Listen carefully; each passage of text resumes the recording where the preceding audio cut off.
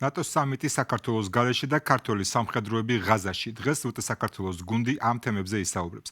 გამარჯობა, მე რატი ვარ მუჯური ჟურნალისტი. დღეს 7 ივლისია და თქვენ უყურებთ პოლონეთის საზოგადოებრივი მაუწყებლის ქართულენოვან პროექტს უტ საქართველოს ნიუსი. ანკარაში ნატოს სამიტი დაიწყო. მთავარი თემები შავი ზღვის უსაფრთხოება, ევროპელი მოკავშირეების თავდაცვის უნარიანობა და უკრაინის დახმარებაა.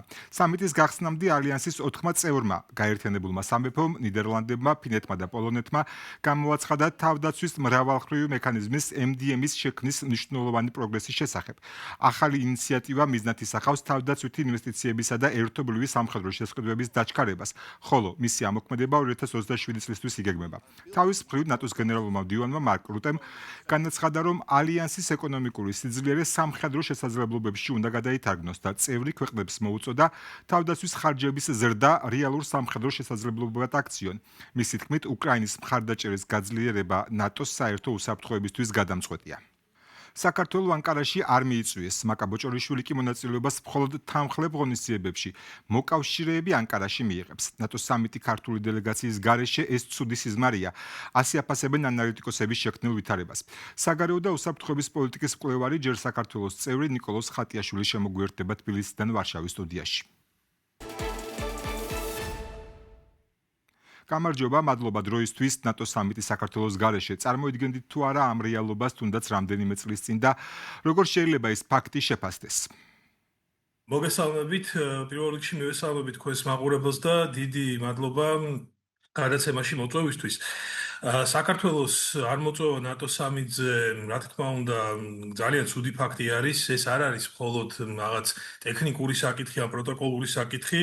ეს არის აშკარა გამოხატულება იმისა, რომ საქართველოს მიმართ ნდობის ფაქტორი არის შემცირებული და ასე ვთქვათ, იმ გადაწყვეტილებების მაგიდაზე, სადაც საქართველოს უნდა ჯდარიყო, სადაც მიიღება გადაწყვეტილებები ზოგადად ჩვენი ტრანსატლანტიკური უსაფრთხოების საკითხთან დაკავშირებით, საქართველოს სამწუხაროდ არ არის, როცა ვთქვათ, ჯერ კიდე 3-4 წლის წინ საქართველოს აქტიურად მონაწილეობდა ნატოს სამიტებში და ამ სამიტებიდან კონკრეტული გადაწყვეტილებების მიღება ხდებოდა საქართველოსთან დაკავშირებით.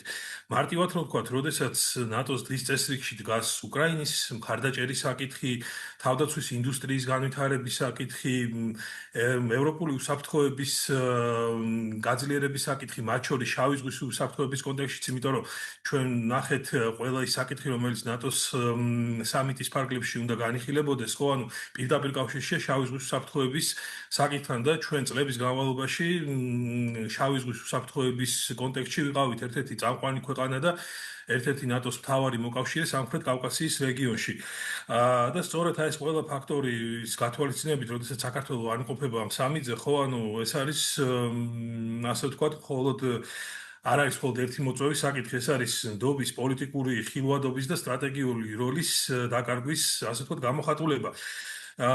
ნატოს ოფიციალურ დღის წესრიგში სწორედ იმ თემებზეა საუბარი, რომელშიც საქართველოს ბუნებრივად უნდა ყოფილიყო ჩართული და იგივე უკრაინაში თავდაცვა, შავი ზღვა, მედეგობა, რუსეთის შეკავება და ასე შემდეგ.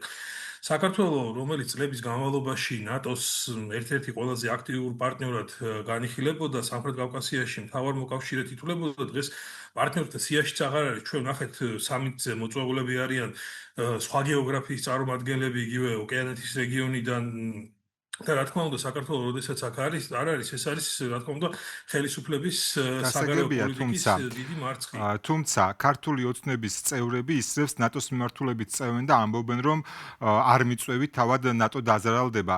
ასეთი რიტორიკის პოლიტიკა რამდენად შეიძლება დადებითად იმოქმედოს საქართველოსთვის, რამდენად შეიძლება დადებითი შედეგები მოიტანოს საქართველოსთვის.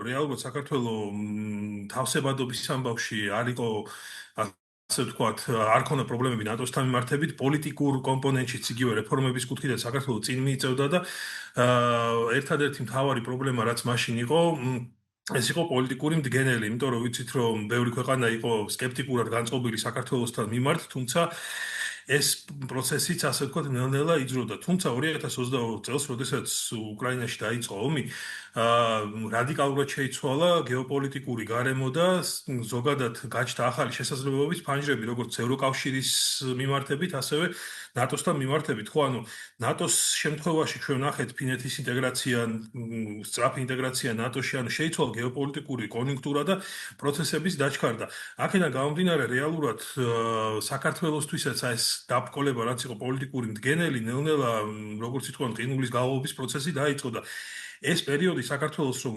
გამოიყენებინა ეფექტურად, გააგრძელებინა რეფორმები და ყველა ის ნაბიჯი გადაედგა, რომელიც მას დაახლოვდა ნატოსთან, დღეს გაცილებით უფრო წინ ვიქნებოდით. მე არ ვამბობ საქართველოს გახდებოდა ნატოს წევრი დღეის მდგომარეობით, თუმცა არაერთ ინიციატივაში მიიღებდა მონაწილეობას და უშუალოდ ინტეგრაციის პროცესიდან მიიღებდა სარგებელს, რომელიც ერთი მხრივ საქართველოს პოლიტიკურ და მნიშვნელობას გაზრდიდა ნატოსთვის და მეორე მხრივ ჩვენ მივიღებით რეალურ, ასე ვთქვათ, ტექნიკურ და ფინანსურ და მატერიალურ მხარდაჭერას, რომელიც გააძლიერებდა ჩვენს სამხედრო შესაძლებლობებს, უსაფრთხოებას და მედეგობას. როდესაც ჩვენ საუბრობთ ნატოში ინტეგრაციაზე, ხო, ანუ თქვენ კითხვაზე რო გავცე პასუხი, არსებობს რაღაც კონკრეტული კრიტერიუმები, არსებობს ღირებულეთი ჩარჩო, რომელიც თავსებადია ნატოს სტანდარტებთან. როდესაც ჩვენ ბოლო 2-3 წლის განმავლობაში დგავ ისეთ ნაბიჯებს, რომელიც რადიკალურად ეწინააღმდეგება იმ ღირებულების ჩარჩოს და იმ კრიტერიუმებით, რაც დაწესებულია ნატოს ინტეგრაციისთვის, ხო, ანუ რა თქმა უნდა, აქ ინტეგრაციაზე ზედმეტი არ არის.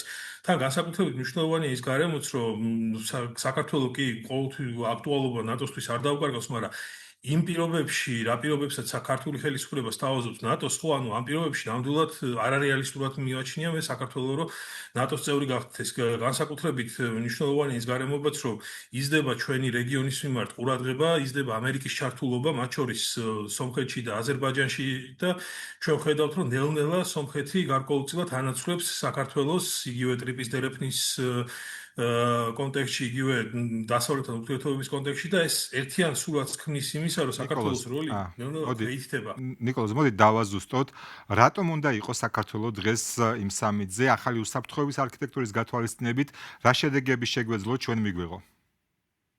წინა სამიტი, ჰააგის სამიტს რო გადავხედოთ, ხო ეს იყო, ასე ვთქვათ, მოსამზადებელი ფაზა უკვე ანკარის სამიტისთვის, იმიტომ რომ მონაწილეები შეთანხმდნენ გარკვეულ პრინციპებზე, იგივე თავდაცვის ხარჯების გაზრდაზე, იგივე ინვესტიციებზე თავდაცვის სფეროში და სხვა მნიშვნელოვან საკითხებზე და წლევადელი სამიტზე უნდა უკვე ყოფილიყო მიღებული კონკრეტული ნაბიჯები, რომელიც იმ დათქმებს, რაც წინა სამიტზე იქნა მიღებული, რეალობად აქცევდა. ამ კონტექსტში არაერთი ინიციატივა ჩნდება, ხო იგივე სამხედრო თანამშრომლობა და სამხედრო მრეწველობა რო ავიღოთ, ხო? საქართველოს რო ქონოდა ისევ ნდობა დასავლეთის მხრიდან და გაეგრძელებინა აქტიური თანამშრომლობა მის დასავლეთ პარტნიორებთან, მარტივად შესაძლებელი იქნებოდა იგივე ჩვენი სამხედრო საწარმოს დელტას ინტეგრაცია ამ პროცესებში, იგივე სხვადასხვა ტიპის იარაღის წარმოებაში, იმიტომ რომ ჩვენ ვიცით, რომ უკრაინა რატომ არის მომხიბვლელი, მაგალითად დასავლეთისთვის სამხედრო წარმოების კუთხით, ხო, უკრაინას გააჩნია მაღალი ტექნოლოგიური წარმოება უკვე ძალიან მაღალ, ასე ვთქვათ, ნიშნულს მიაღწია და მეორე დადებითი მხარე არის ის, რომ ეს სამხედრო წარმოება შედარებით უფრო იაფი არის, ვიდრე ეს დასავლეთს გააჩნია. იგივე პრინციპით შესაძლებელი იქნებოდა საქართველოს სამხედრო საწარმოების ათვისებას და გარკვეული სამხედრო ტექნიკის ან აღჭურვილობის წარმოება დაწყებული იყო საქართველოში. მეორე მნიშვნელოვანი ფაქტორი ეს არის შავი ზღვის უსაფრთხოება.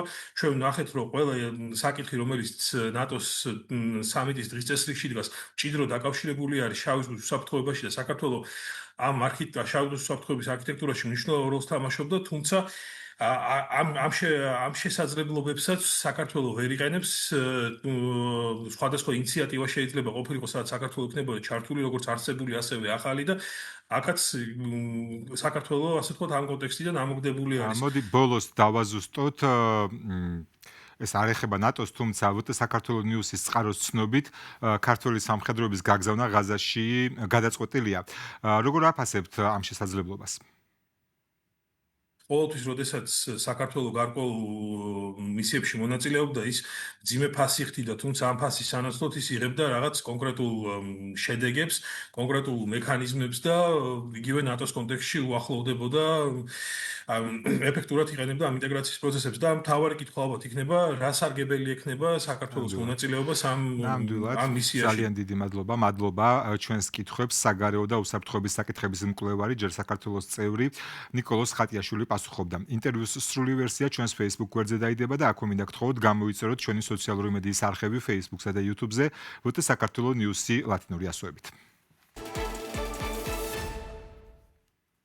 ახლა კი სწორედ ღაზას სექტორში ქართველი სამხედროების გაგზავნის თემით ვაგზავნებთ ეთერს. უტე საქართველოს ნიუს წყარო უდასტურებს, რომ ჩვენების გაგზავნა მისიაში გადაწყვეტილია, თუ კი ასეთი მისია საერთოდ შედგება. ახლა შესაძლო რაოდენობის დაზუსტების პროცესი მიმდინარეობს. რა მისიაზეა საუბარი და კიდევ ბევრი სხვა დეტალი ნინო ვარძელაშვილის სიუჟეტში. გაგზავნება თუ არა ქართული ჯარი ღაზის სექტორში დუმს თავდაცვის სამინისტრო, ისევე როგორც საგარეო საქმეთა სამინისტრო ორივე უწყებას მივმართეთ კითხვით, თუმცა პასუხი არც ერთისგან მიგვიღია. ისრაელის მედია კი წერს, რომ მიმდინარეობს აქტიურად მოლაპარაკებები ოფიციალურ თბილისთან სამშვიდობო მისიაში ქართულ კონტინგენტის ჩართვასთან დაკავშირებით, რატომ არ პასუხობენ კითხვებს ოფიციალური უწყებები და რა ვიცით ამ თემაზე, ნახეთ ჩვენს რეპორტაჟში. ვუტ საქართველოს ნიუსის ინფორმაციით, თუ კი ღაზის სექტორში საერთაშორისო უსაფრთხოების ძალების მისია, ეგრეთ წოდებული ISF-ი შედგება, მასში საქართველოს მონაწილეობას მიიღებს. მოლაპარაკებები მიმდინარეობს კონტინგენტის რაოდენობასთან დაკავშირებით. ქართული სამხედროების ღაზის სექტორში შესაძლო სამშვიდობო მისიით გაგზავნასთან დაკავშირებით ინფორმაცია ისრაელის მედიამ გაავრცელა. Times of Israel 12 არხზე დაყრდნობით წერს, რომ ღაზაში კოორდინაციის ჰაბის მასშტაბური რეორგანიზაციისა და საერთაშორისო უსაფრთხოების ძალების ჩამოყალიბების შემდეგ დონალდ ტრამპის გეგმის ფარგლებში უცხოელი სამხედროებისთვის ბაზები შეიქმნება. ბუფერული ზონა უნდა იყოს ეს ჯარისკაცები, სხვა ქვეყნებიდან მოყვანილი ჯარისკაცები, რომ დაიცვას ეს მოსახლეობა და თავარი არის ისრაელის დავერია თუ ისრაელის ნდობა თუ ენდობა ამ სახელმწიფოებს და ამ სახელმწიფოებიდან გამოგზავნილი ჯარისკაცებს. საქართველოს დიდი პრიორიტეტი აქვს იმისა, რომ დაიკავოს ეს ადგილი. ამერიკის მიერ ინიცირებული გეგმის მიხედვით, რომელიც დასავლურ მედიაში გავრცელდა, ღაზის სექტორის სამ ნაწილად არის დაყოფილი. მწვანე ზონა, რომელიც სექტორის ტერიტორიის ნახევარზე მეტს მოიცავს, ისრაელის სამხედრო ძალების მიერ კონტროლდება. წითელი ზონა აღნიშნავს ომის შემდეგ ყველაზე მეტ განადგურებულ ნაწილს. ტერიტორიას ჰამასი და პალესტინის პოლიცია აკონტროლებს. ყვითელი ხაზი კი აღნიშნავს მოძრავ, ეგრეთ წოდებულ საზღვარს, რომელიც იცვლება კონფლიქტის ზონაში არსებული სიტუაციის მიხედვით. უცხოეთის სამხედრო ძალების განლაგება დაგეგმილია მწვანე ზონაში, ღაზის ტერიტორიის აღმოსავლეთ ნაწილში. ოფიციალური ინფორმაციით, მისიაში 20,000 უცხოელი ჯარისკაცი ჩაერთვება. მათ შორის არ იქნებიან ამერიკელი სამხედროები. ტრამპის გეგმის მიხედვით, ამერიკა პროცესს სამხედრო თვალსაზრისით მეთვალყურეობას გაუწევს. საერთაშორისო სტაბილიზაციის ძალების მისია ორ ძირითად მიზანს მოიცავს. ღაზის სექტორში უსაფრთხოების გარემოს სტაბილიზაციას და სამოქალაქო მმართველობის ჩამოყალიბების ხელშეწყობას, რომელიც ეროვნული კომიტეტის მიერ იქნება განსაზღვრული. ბოლო თვეების მანძილზე ადგილზე მუშაობდა ამერიკის შეერთებული შტატების სამხედრო ექსპერტების ჯგუფი, რომელიც ამ მისიისთვის საჭირო ინფრასტრუქტურის მომზადებით იყვნენ დაკავებული. იგეგმება დაახლოებით 12,000 პოლიციელისა და 20,000 საერთაშორისო სტაბილიზაციის ძალების სამხედრო მოსამსახურის ჩართვა. შეუერთდება თუ არა კონტრიბუტორი ქვეყნების ჩამონათვალს საქართველო. გადაწყვეტილება ჯერ ოფიციალურად არ გამოცხადებულა. თუმცა ისრაელის მედიის ინფორმაცია მალევე გადაბეჭდა პროსამთავრობო ტელეიმედმა. თავარი კითხვა არის შემდეგნაირად შეგვიძლია დავაფორმულიროთ რა. სინამდვილეში ეს არის ქვეყნის ეროვნული ინტერესებისთვის ეს მისია და მასში მონაწილეობა თუ კონკრეტული პოლიტიკური ჯგუფის, რომელიც ამ წუთას ქვეყანას მართავს. თავდაცვის სამინისტროს ყოფილი თანამშრომელი გიორგი შაიშმელაშვილი იმ რისკებზე საუბრობს, რაც შესაძლოა ღაზის სექტორში მისიის გაგზავნას მოჰყვეს. სამ სხვადასხვა ჭრილშია ეს რისკები დასანახი. პირველი არის პოლიტიკური თემა. სინამდვილეში ეს ამ ქვეყანას ვერ მოუტანს რაღაც მნიშვნელოვან პოლიტიკურ დივიდენდებს, როგორც ეს ხდებოდა ხოლმე სხვა მისიების შემთხვევაში, თუმცა ეს შეიძლება აღმოჩნდეს ქართული ოცნებისთვის და მისი პოლიტიკური ინტერესებისთვის დივიდენდის მომტანი და ეგ არ არის ქვეყნის ეროვნული ინტერესების სამსახური. მეორე ეს არის რისკები უშუალოდ მისიასთან დაკავშირებული, იმიტომ რომ არ ვიცით იქ ვისთან ერთად იმოქმედებენ და ასე შემდეგ. ჩვენი ქვედანაყოფები, რა ზომის იქნება ეს ქვედანაყოფები და მესამე ეს არის პოლიტიკური და რელიგიური სენსიტიურობა, რომელიც ახლო აღმოსავლეთის ჩვენს ამყოფნას ამ ფორმით დარწმუნებული ვარ რომ მოყვება, ხო? ისრაელის მედიის ინფორმაციით, საქართველოს გარდა საერთაშორისო სამხედრო მისიაში სამხედრო ძალების კონტრიბუციასთან დაკავშირებით ამერიკა და ისრაელი მოლაპარაკებებს სხვა ქვეყნებთანაც აწარმოებენ. ინფორმაცია დაადასტურა აზერბაიჯანის პრეზიდენტმა და განაცხადა, რომ აზერბაიჯანელი ჯარისკაცები მისიაში არ ჩაერთვებიან. ახლა ვნახოთ, რას ფიქრობენ ამ პერსპექტივაზე საქართველოს მოქალაქეები. გამოკითხვა თბილისშია ჩატარებული. არ არის საჭირო. რატომ? რატომ და ჩვენმა ჩარევმა ბევრი შეხვედრა გაიღო საზღვარგარეთის სიარულის დროს. ავღანეთში ბევრი ჩამოვიდა დასახელებული იქიდან. მშვიდობა უნდა დავიცვათ ადგილზე ჩვენ. გაზაში რა გვინდა რა? აი რა ეგომი ჩვენი ომი არ არის. რა ჩვენი ომი არ არის, იქ რა გვინდა მითხარი, აბა? გვინდა რამე? რა უნდა ჩვენ ჯარისკაცებს იქ ხა? მე როგორც ავღანეთში იყვნენ, ომის შემდგომ მე რა ისე მაშინ რო ისე იყვნენ ის რა კარგი იყო რომ ეხლა კიდე ღაზა მოუნდა. მე მგონი უნდა ჩავერთოთ როგორც ყველა ნორმალური ქვეყანა. პოლიტიკურადაც იქნება თუ ამერიკა ჩვენ გვიყურებს როგორც სახელმწიფოს შესაბამისად ჩვენი ჩართულობაც მოინდომა და ჩვენი მზაობაც თუ იქნება, რავი, არაფერს არ ვხედავ. თავარია ომი არ იყოს, მაგრამ ჯარისკაცება უნდა ისწავლონ და გამოცდილება უნდა მიიღონ, რომ ქვეყანას რო დაჭირდნენ და ღაზაში არსებობს. ნუ რა თქმა უნდა არსებობს, მაგრამ ესეც ალბათ პროფესიონალების გადაწყვეტილებაა და ექნებათ გათვალისწინებული. როგორც მოქალაქე, ალბათ არ ვიქნებოდი მსურველი. თვითონ ისეთი ოჯახიდან ვარ, რომ ახლო თემა არის ჩემთვის, მაგრამ ფიქრობ მაინც უსაფრთხოების თვალსაზრისით რა. რატომ გონიათ რომ არ იქნება დაცული, იმიტომ რომ ამერიკა და ისრაელი იმიტომ რომ იყო შემთხვევები ავღანეთში, სადაც სამშვიდობო მისიები ყოფილა, რასაც სამშვიდობო მისია ქვია. იყო მსხვერპლი ქართველი ჯარისკაცების და აქედან გამომდინარე შეიძლება ეს უბრალოდ ჩემი შიშია, მაგრამ მაინც ვფიქრობ, რომ აი მით უმეტეს დღეს ისეთი მდგომარეობა არის, რომ არ იქნება უსაფრთხო ჩემი აზრით. სამშვიდობო მისია ლოგიკურია. უნდა წავიდნენ, ჩემი აზრით უნდა წავიდნენ. იმიტომ რომ როცა ჩვენ გვჭირდებოდა დახმარება, ყოველთვის ვეხმარებოდნენ მე მგონი. ნუ ყველა არა, რა თქმა უნდა, მაგრამ როგორც საშუალება იყო ალბათ მაგდროს. ღაზაში ხალხის გაგზავნა ეგეთი პოლიტიკური ქულები, რომ ვიღაცა დედე მაგშავები ჩაიცვან. არხის, არაფრით არხის რა. ღაზაში ჯარისკაცების გაგზავნა გვირჩენია და მოწყვეტა, ვიდრე რასაც გვეუბნებიან ის გავაკეთოთ აქ. ის გავაკეთოთ. რაც შესაძლებელია ის გაკეთდეს. ბიჭო, ელემენტარული არ გქონია რამდენი წელი ერთი 30 წელია დამოუკიდებელი სასამართლო არ გქონია. ანუ არ გქონია, არც ეხლა არ გვაქვს. ხო შეიძლება რომ ეგ გააკეთო იმის მაგივრად რომ შენი 3 მილიონი კაცი ვარ და ისიც დემოგრაფიული პრობლემები გვაქვს, რომელიც ეხლა გავიგე ერთი წელია, ეგ ხალხი გაუშვა და ამოწყდეს იქ, ვიდრე აქ შენ სასამართლო გამართვან პოლიტპატიმრები არ ყავდეს ელემენტარული. სომხეთში კი ოპოზიციის პრორუსი ლიდერი გაგიკ ცარუკიანის სახლიდან ლომები, ვეფხვი და ასევე ცხოველების თითქმის 190 ფიტული ამოიღეს. ცხოველები პარტია აყვავებული სომხეთის ლიდერს სახლში ყავდა. სომხეთის საგამოძიებო კომიტეტის ინფორმაციით, ცხოველები ნივთკიცებად ცნეს და ერევნის ზოოპარკს გადასცეს, სადაც ისინი სპეციალური მეთვალყურეობის ქვეშ იქნებიან. ჭხრიკები 6 ივლისს ცარუკიანთან დაკავშირებულ 70-ზე მეტ მისამართზე ჩატარდა. მოგვიანებით საგამოძიებო კომიტეტმა განაცხადა, რომ ცარუკიანი განსაკუთრებით დიდი ოდენობით ფულის გათეთრებასა და თაღილთობაში არის ბრალდებული.